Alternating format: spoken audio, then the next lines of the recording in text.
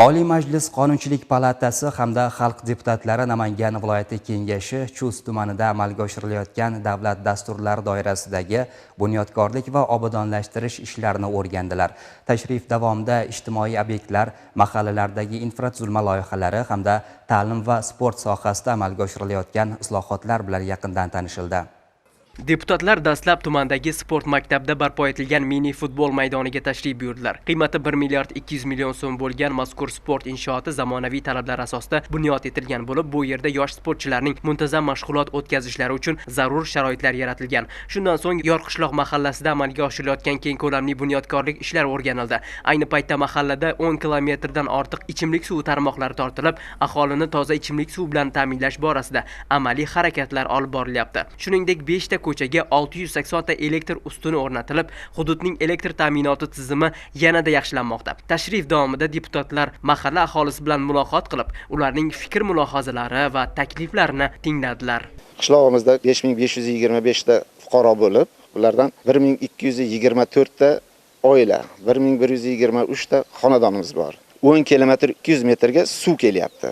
Undan tashqari yana 2 ta 400 lik podstansiya qo'yilib, 775 metr yopiq kabel bilan beton stolbalar o'rnatilib, qishloq turmush tarzini yaxshilashga harakat qilinyapti.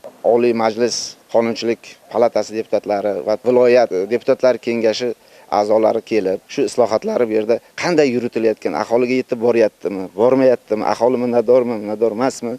Shu narsalarni o'rgangani kelib, mana har bitta qilgan ishimizni boshiga kelib, surishtirib, holimizdan xabar olyapti. Qiziltepa mahallasida yangitdan barpo etilgan mahalla idorasining ochilishi marosimida ham ishtirok etildi. Zamonaviy va qulay sharoitlarga ega mazkur obyekt mamlakatimiz mustaqilligining 35 yilligiga munosib tuhfa bo'ldi. Deputatlar Baymoq mahallasidagi 14-sonli umumiy o'rta ta'lim maktabida amalga oshirilayotgan qurilish va rekonstruksiya ishlari bilan tanishdilar. Ilm muassasasida 180 o'rinli yangi o'quv binosi barpo etilib, mavjud bino rekonstruksiya qilindi. O'rganishlar yakunida sayyor qabul o'tkazildi. Unda deputatlar, tuman tashkilotlari mas'ullari hamda fuqarolar ishtirok etdilar. Qabul davomida aholi tomonidan bildirilgan muammo va murojaatlar tinglanib, ularni hal etish masalalari mutasaddi tashkilotlar mas'ullari bilan birgalikda o'rganildi. Bugungi kunda Yangi O'zbekistonda amalga oshirilayotgan islohotlar aholi turmush tarzi va farovonligini oshirishga qaratilgan va shu nuqtai nazardan bugun mahalliy kengashlar oldiga qo'yilayotgan talablar ham birinchi navbatda aholi roziligiga erishish, qolaversa hududlardagi ijtimoiy-iqtisodiy muammolarni hal etish bilan bog'liq. Bugun Yangi O'zbekistonda kuchli kengash, hisobdor va tashabbuskor hokim tamoyili asosida tizimli islohotlar amalga oshirilmoqda.